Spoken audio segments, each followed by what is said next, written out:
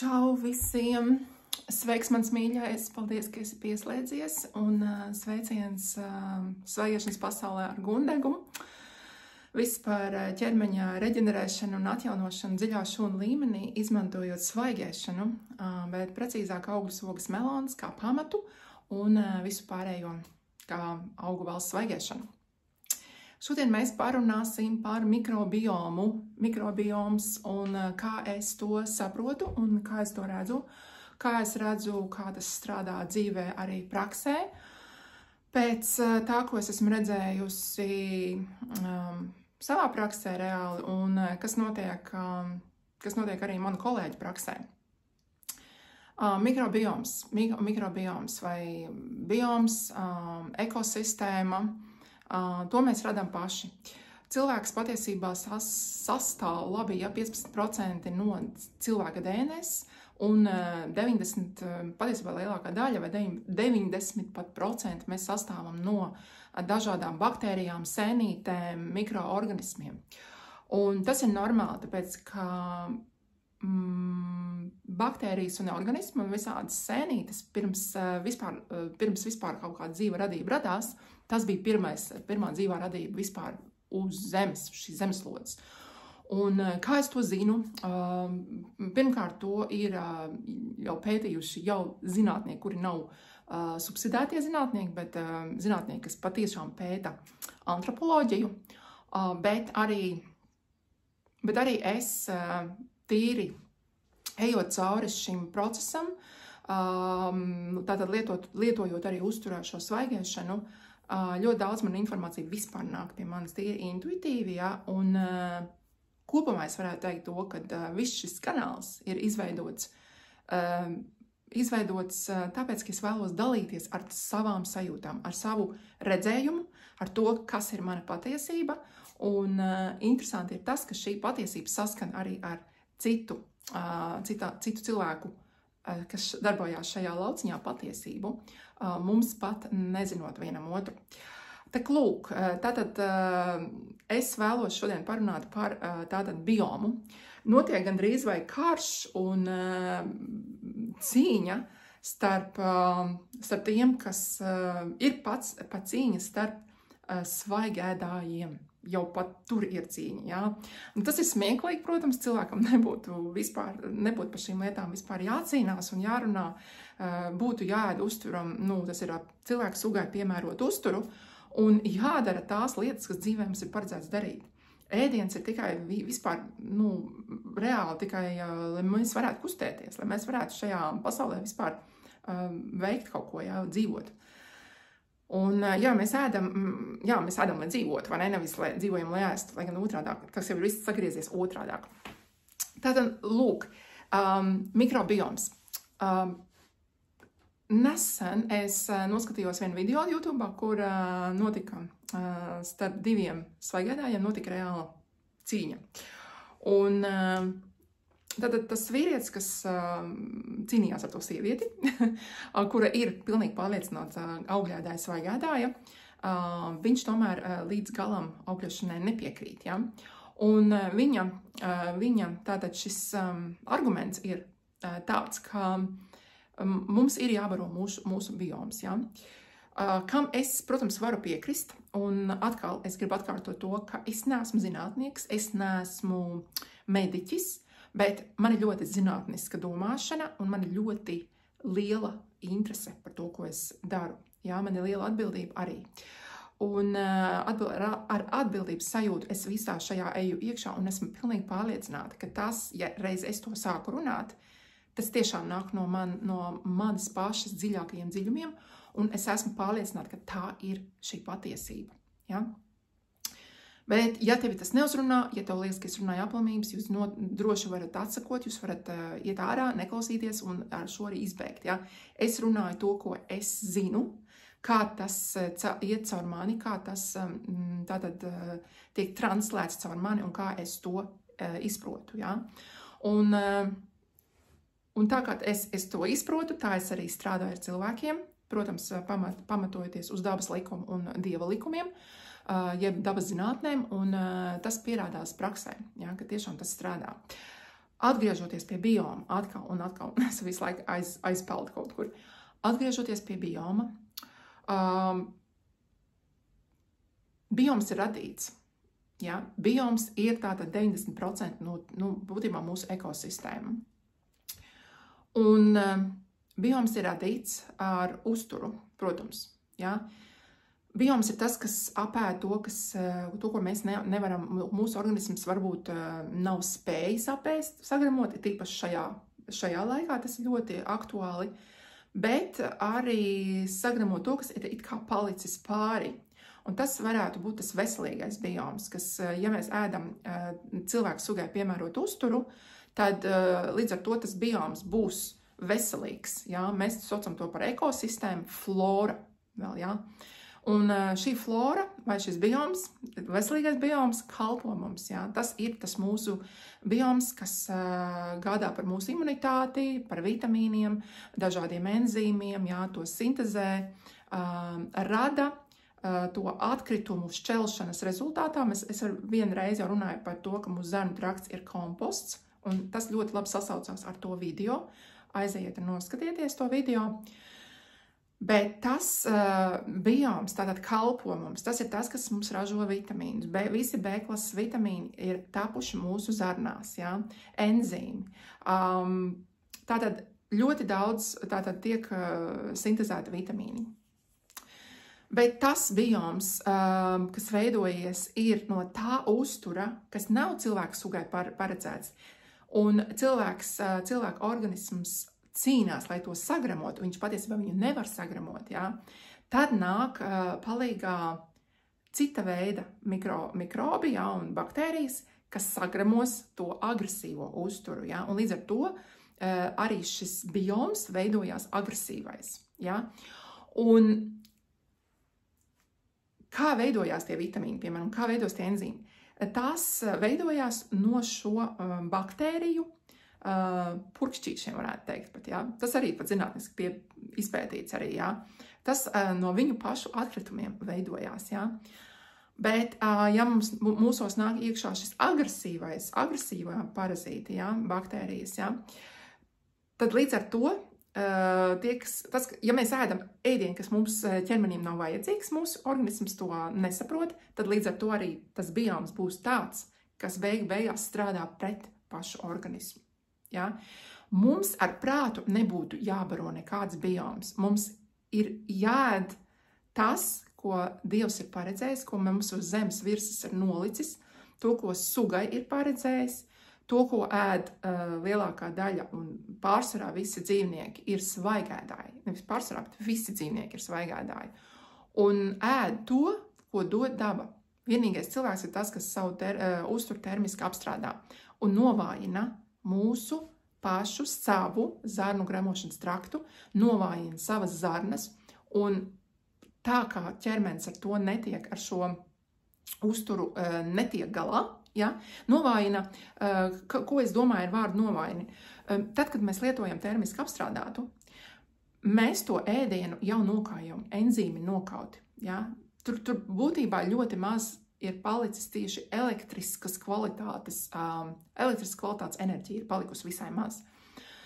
Un būtībā tāds uzturs caur mūsu ķermeni izšļūk vai izslīd tā kā kaut kāda putra, kura nav nemaz zarnu traktam vai gremošanas traktam, nav jāizmanto vai jāpielieto spēks, lai ar to tiktu galā. Ja?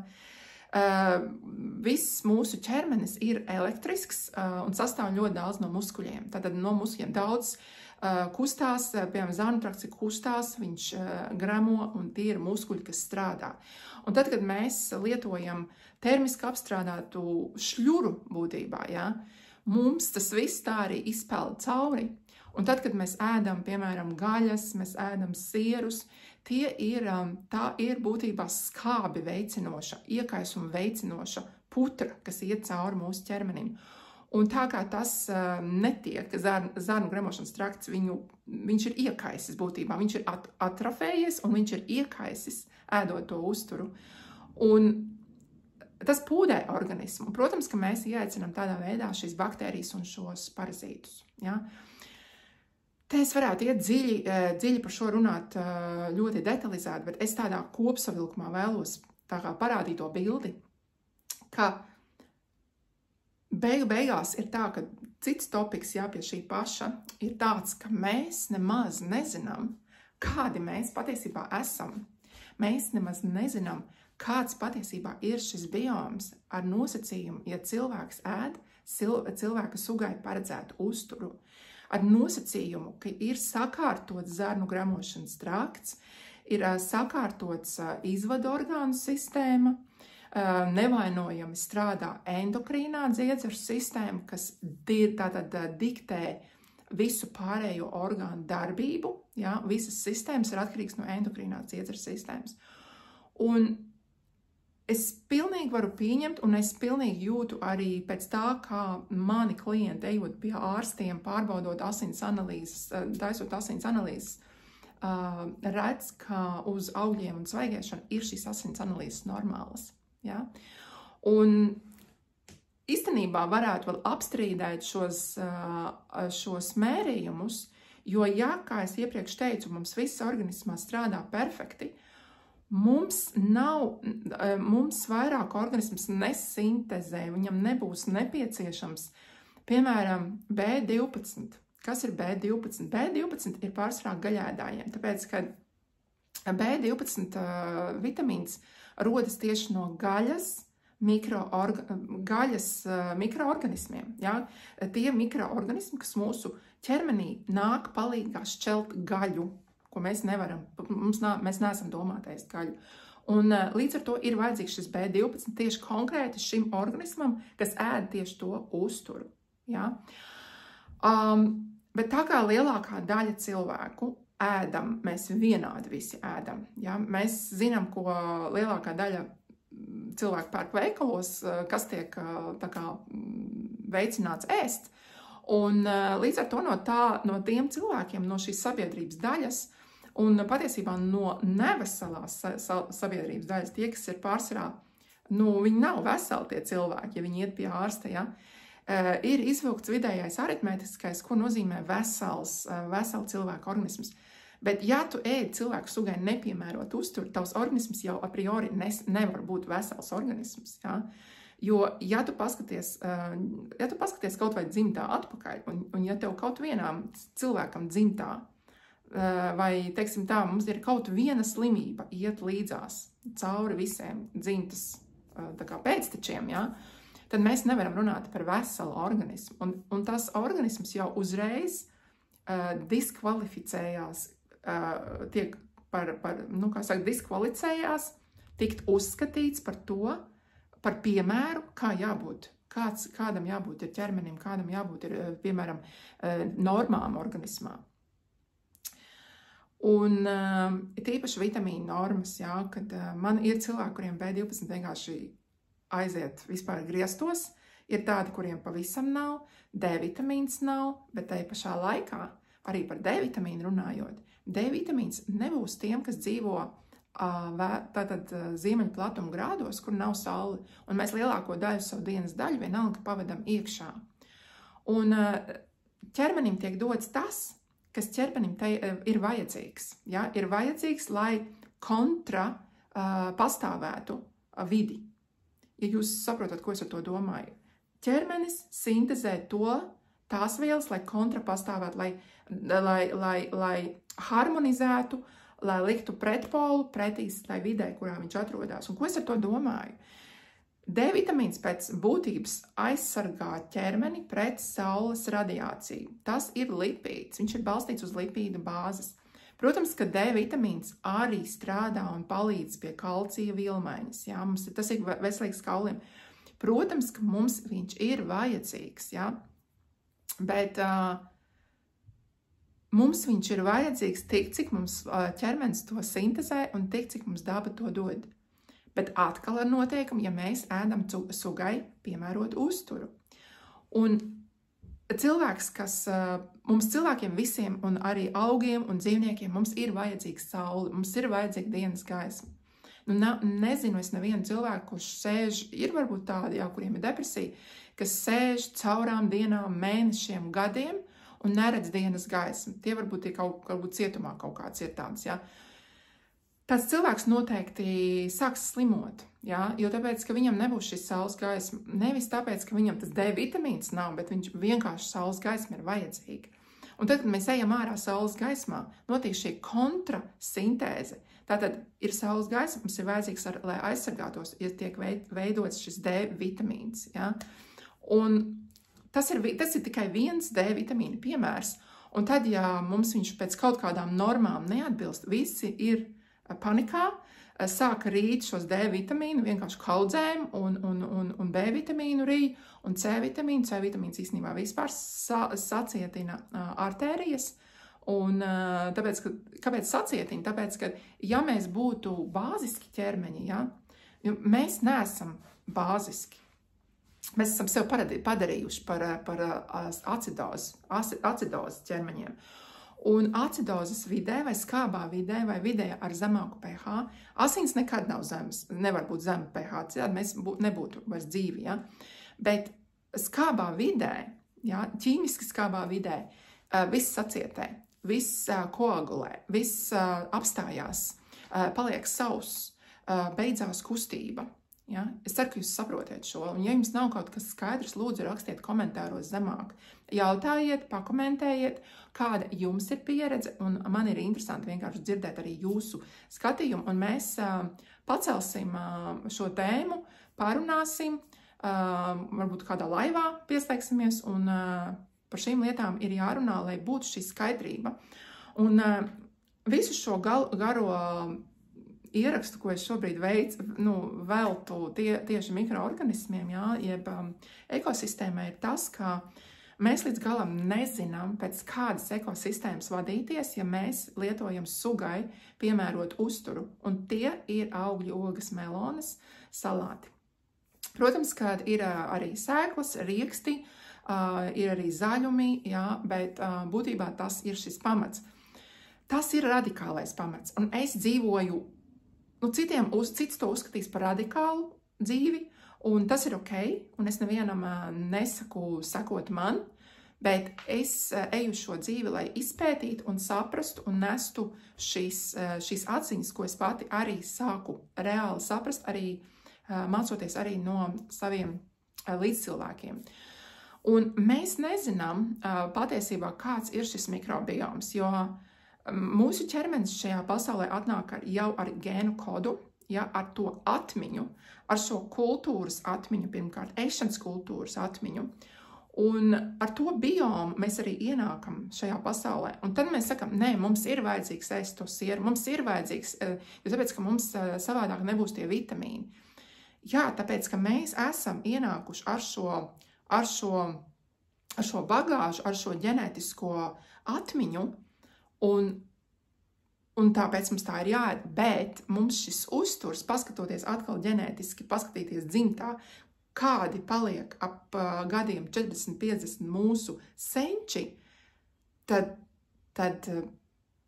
šis uzturs ir vajadzīgs tādam cilvēkam, kas grib dzīvot ap 40-50 gadiem novecot un būt vecs, slims un beigās kļūt par invalīdu un vilkt savu dzīvi kaut kā nebūt. Par to ir runa. Jā, tev tas ir vajadzīgs. Tev ir vajadzīgs siers, tev ir vajadzīgs gaļa, tev ir vajadzīgs viss tas, ko tu uzskati, ka tev ir vajadzīgs un ko tev saka dakteris, ja tu vēlies turpināt šo ratu. Bet ja tu esi nonācis pie šīs sapratnes, ka tu tā nevēlies, ka tu nevēlies būt slims, tu nevēlies 80 gados sēdēt ratiņkrēslā vai būt uz gultas un nebūt spējīgam pakustēties un vispār, ja mēs vēl 80 gados esam dzīvi, tad jau liekas, ka liels vecums. Jā. Patiesībā tas nav liels vecums. 80 gadi tas nav liels vecums. Un pat arī īstenībā nav svarīgi, cik mēs dzīvojam. Galvenais, mēs šo dzīvi dzīvojam pilnvērtīgi. Mums ir bauda, jo nav jau jēgas gulēt uz gultas 100 gadu vecumā, būt izkaltušam bālam ar pamperi un būt apgrūtinājumi par saviem līdzcilvēkiem. Es personīgi tādas vecumdienas nevēlos. Un tāpēc es to daru laicīgi, es to neesmu sākus darīt ļoti agri, es to esmu sākus darīt 35 gadu vecumā, principā apzinātāk sāku jau 40, jā. Un mans ceļš iespējams, jā, man ir vai nu radikālāk jāieiet tajā visā, vai nu ilgāk būs jāgaida šis, rezultāts, jā. Bet rezultāts man ir panākts. Es esmu panākusi to, ko es vēlos, bet tas ir, novērsts simptomi, teiksim tā, jā. Tas ir tas, ko es no sākuma gribēju. Bet tagad mana apziņa jau ir aizaugusi līdz tam, ka es saprotu, ka nav jau cita ceļa vairāk. Nav vairs cita ceļa. Un atgriežoties par to biomu, arī ir tas pats, ka mēs mantojam šo biomu. Un tad izskanēja arī tāds viedoklis, mums ir jābaro šis bioms. Jā un nē. Jā un nē. Protams, ka tas bioms, mūsu ekosistēma, tātad rūpējās par šo, tas komposts, jā, kas komposts veselīgs, tātad tā komposts vai vesels dārzs, vai dārza veselība, teiksim tā, ir atkarīga no mūsu komposta veselības. Es domāju, jebkurš dārznieks tam piekritīs, jā. Un te es varu piekrist, jā, ka mums ir jārūpējās par mūsu zarnu veselību.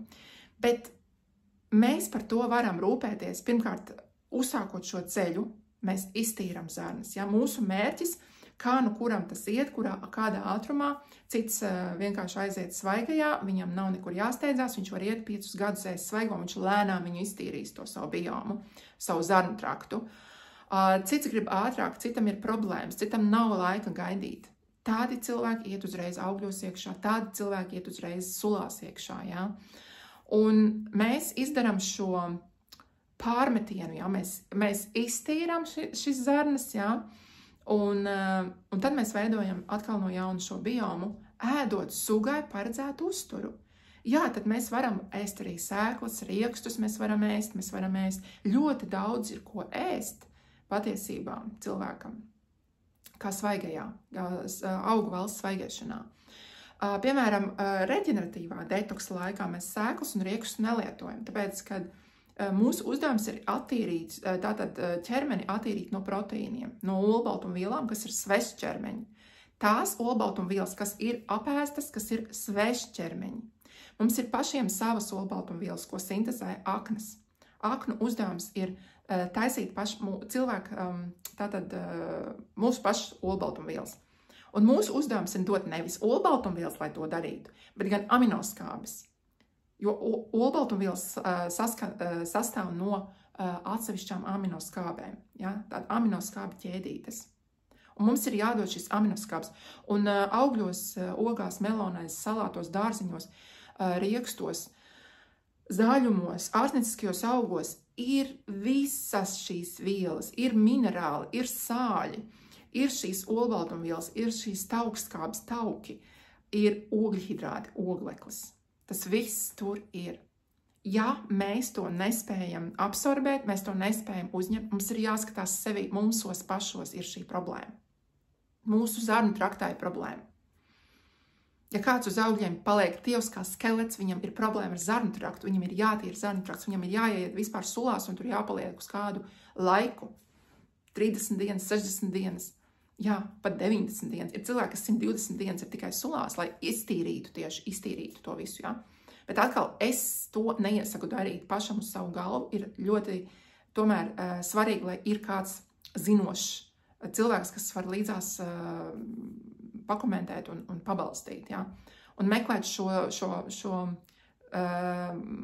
šos biedrus, meklēt šos līdzcilvēkus, kas sapratīs šo visu, jā. Jo, ja jūs iesiet tajā iekšā un jums neviena nebūs apkārt, kas jūs var atbalstīt, es baidos, ka visdrīzāk jūs neizturēsiet. Es esmu radikālis, es esmu, kā lai teikt, es varbūt pat apmāta ar šo lietu, jo man ļoti interesē šī lieta. Es dzīvoju, tāpēc, ka tā ir atgriezus manu veselību.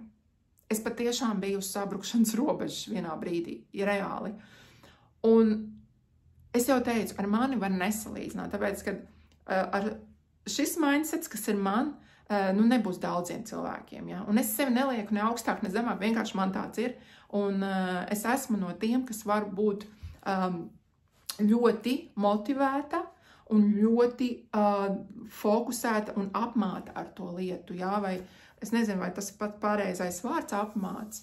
Es skatos vispus, es ņemu visu no visām pusītēm, es mācos par to lietu, tāpēc, ka tā ir mana dzīve. Es esmu laimīga, ka es beidzot esmu atradusi šo, ja? Un mans ceļš arī nav ātrs, man ir lēns, tāpēc, ka man savā laikā izgrieza mandelas, adenoīdus, izgrieza apendicītu, visādas ir bijušas operācijas, ir bijusi galvas traumas, es visu kaut ko varētu nosaukt, ja? Un mans ceļš ir bijis arī pagrūts, man ir pagrūts bijis, jo man ir hronisks stagnējoša limfa, ar visiem tiem biomiem, ar parazītiem, ar no neveselīgā, ar mantoto, ja? Un tas nav bijis viegls ceļš. Es nekā to neteikšu, ka tas ir viegls ceļš, bet tas ir to vērts. Tas ir to vērts. Un es sāku runāt par šiem biedriem, par šo vidi. Tāpēc es arī lēnām veidoju šo vidi, kas saucās Svaigēšanas prieks ar Gundegu. Un mums arī ir tātad biedru grupa, ilgtermiņa mentoru programma, ja, kur mēs ejam kopā, mēs esam viens otram. Mēs ienākam, ir cilvēki, kas ienāk un aiziet, un tad viņš atkal atgriežas, ir cilvēks, kas staigā man gadu apkārt šai lietai, un viņš ir tā kā sagatavojas, viņš saprot, ka viņam tomēr ir vajadzīga šī vide, jo bez šīs vides būs ļoti grūti. Jo apkārtējie nesapratīs, apkārtējie ļoti bieži noskaldīs, un cilvēki runā, un viņiem ir viedokļi, bet viņi nav balstīti bez pamata. Tie viedokļi nav pamatoti. Tāpat kā nav pamatots, ka augļu cukurs ir bīstams veselībai. Nav tādu pētījumu, vienkārši nav. Tas tiek runāts tikai tāpēc, ka man bija arī kurkumu lietoja dzeltena roka. Un tas ir tikai runāts, lai cilvēki neēstu augļus. Tas tāpēc, ka tā apstājās viss vienkārši cukura industrija reāli. Cilvēks, man bija pat veikalā viens arī tāds labs piemērs, jā. Es biju pie apelsīnu kastes lielās, nu pat atvesti apelsīni, pienāca pie manas sieviete, un apelsīni, jauki apelsīni, viņi arī grib, viņi paņēma maisiņu, bet blakus ieraudzīja šokolādi. Ko viņi nopirka? Viņi nopirka šokolādi, protams, un viņi to maisiņu un tos apelsīnus atstāja, viņi pat ar mani neatsveicinājās. Mēs tā kā parunājām tur nedaudz par apelsīniem, kas ir veselīgi un forši, un viņi izskatās labi. Un viņa tā cips paņēma to šokolādi un aizgāja. Ja? Un tā dara lielākā daļa cilvēku. Ja? Neapzināti mēs tiecamies uz to saldo, bet saldais, tas ir šis dabiskais kods, ka mēs esam būtībā saldēdāji. Ja? Mēs esam šie frugivori. Bet vienkārši cauri gadu simtiem, cauri paudzēm, caur to, ka mēs esam pielāgojušies ziemeļos dzīvot ar pagaidu uzturu. Cilvēks iemācījās dzīvot uz pagaidu uzturu. Līdz ar to viņš sāka mainīt savu genomu iekšējo. Bet vai viņš palika evolūcijā spēcīgāks? Diez vai. Tagad cilvēks ir ļoti atkarīgs vispār no pārtikas industrijas. Man liekas, ka lielākā daļa cilvēku, kas aizietu mežā, viņi neizdzīvotu. Tāpēc viņiem ir vajadzīga šī pārtikas industrija. Mēs neesam evolūcijā derīgi vairāk. Cilvēks sevi ir novājinājis. To es gribu teikt. Un šis mikrobioms ir apstrīdams, vai tas mikrobioms, ko pēta un salīdzina un testē un saka, ka svaigēdājumi neatbilst kaut kādām normām. Kādas ir šīs normas? Neviens nemaz nezina, kādas ir patiesībā svaigēdāja mikrobioms. Tādu testu, to ir grūti izdarīt tādu testu, tāpēc, ka tu nevari salīdzināt tātad cilvēku, kas ēd dehidrētu uzturu mikrobiomu, ar cilvēku, kas ēd tikai augļus un svaigo. Viņam būs pilnīgi dažādi strādā pirmkārt organisms, un mikrobioms ir pilnīgi savādāks. Un tu nevari nekādā veidā testēt tos cilvēkus vienādi. Tur pilnīgi būs savādāk šī aina. Tur noteikti nebūs tie mikroorganismi vai tās baktērijas, kas būs, piemēram, gaļas ēdājiem cilvēkam, jā. Un katrs ēd, ko grib. Mēs esam šajā pasaulē nākuši, mums ir brīva izvēle, mēs darām, ko mēs vēlamies. Tāpēc es arī teicu, ja tev apmierina tavas dzimtas, tu pasties uz dzimtu, tu apmēram redzi, kur tu būsi. Ja tev tas apmierina, ja tu tā vēlies, baudi dzīvi, baudi tā, kā tu to uzskati par baudīšanu, vai ne? Es, piemēram, gribu savādāk, man ir interesanti, es esmu pētnieks arī pēc dabas, es esmu šis zinātnieks un pētnieks, dabiski manī iekšā, jā, un es vienmēr esmu tiekusies pēc šīm zināšanām, un tad, kad es biju universitātē, es redzēju, ka man neviens nepasniedz tās zināšanas tā, kā es viņas sajūtu. Mēs mācāmies ļoti daudz detalizēti, lietas tiek atdalītas viena no otras, kāja atdalīta no rokas un galva no kājas, bet tas tā nav. Cilvēks ir veselums. Mums ir jāiemācās holistiski skatīties uz to lietu. Tāpat arī tas bioms. Mūsu ķermeņa bioms ir mūsu visas sabiedrības bioms, un mūsu bioms diktē arī mūsu smadzenes. Mēs par to arī runājam tajā zarnu savā video, kur par zarnām bija runa kā par šo kompostu. Ja? Un no šī bioma būs atkarīga vispār mūsu inteliģence, mūsu spēja vispār izdzīvot. Un pagaidām tas izskatās, ka cilvēks ir nikns, ir bēdīgs, nospiests, depresīvs, ir viss slikti. Varbūt tas ir vienkārši kulminācija šobrīd. Jā. Tā kā, lai nobeigt to tādu jautrāku noti, vai ne, mēs zinām, viena laba pozitīva lieta ir tajā, ka zināšanas ir zelts, bet zināšanas vēl neko nenozīmē, ja tu viņas neizmanto. Un iemācīties, kā pielietot šīs zināšanas. Tas ir šis zelts. Un tā arī pat Bībelē runāts, daudzos filozofiskos traktātos ir runāts par to, kā tevi, kā cilvēka lielākā vērtība, lielākais zelts ir viņā pašā noslēgts. Kā Dievs teica, ka viņš atradis ir vietu, kur noslēpt to gudrību, lai līdz tai gudrībai tiktu, tur jābūt ļoti gudram, vai ne? Un tā gudrība ir sirdī. Tā gudrība ir sirdī. Un tā nav kaut kāda liturģiska kaut kāda ekspresija, ja? Tas reāli faktiski tā ir, jo tava sirds ir šis dvēseles pirmsākums ir mājo sirdī. Un tas ir šis dabas pirmsākums. Un tad, kad jūs sākat iet šo ceļu, jums sāk atvērties arvien vairāk un vairāk apskaidrības, tās patiesības, un jūs ieraugat, cik daudz apkārt notiek absurdu lietu, tikai, lai cilvēku noturētu zemajās frekvencēs, lai cilvēks būtu pakļauts un lai neciestu tirgus ekonomika. Bet man šķiet, kā futuristam, man šķiet, ka laiks, nu pat ir laiks tam mainīties, ka tā tirgus ekonomikai būs jāmainās, tāpēc, ka nevar vairāk cilvēki iet šo ceļu. Cilvēks ir nonācis līdz kliņķim kārtīgam. Tālūk, mīļie. Tā kā mums ir zināšanas, un tagad ir tikai vaina darīšanā.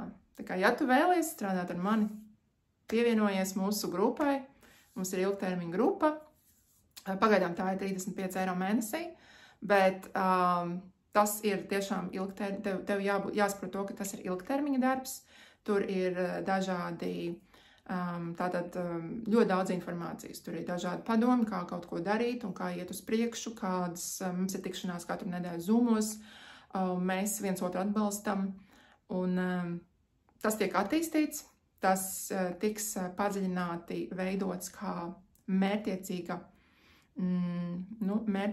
biedru tāda vide, kur mēs tālāk iesim un nesīsim šo gaismu tālāk pasaulē. Un mēs jau to darām. Mēs jau to darām. Ne tikai ar ēšanu. Mēs visi esam šīs gaismas būtnes. Un arī vēlos arī tev novēlēt, lai tu sevi atrodi šo gaismu, šo ziedu, ko tu vari apliet katru dienu, ko tu vari kopt un ar kuru tu vari priecēt arī savus līdzcilvēkus. Paldies tev! Visu labu!